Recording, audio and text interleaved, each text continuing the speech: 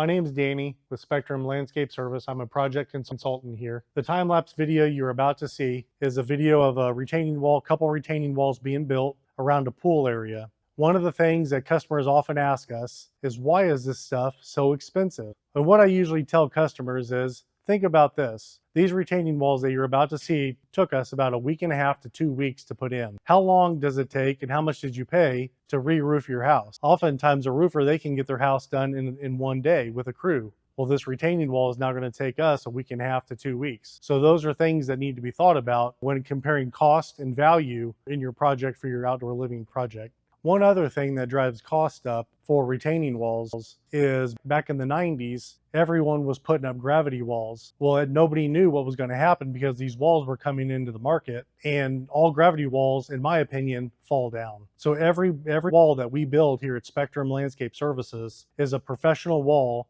with drainage material behind it and geogrid to support the wall to ensure that your project has longevity and will last for years to come.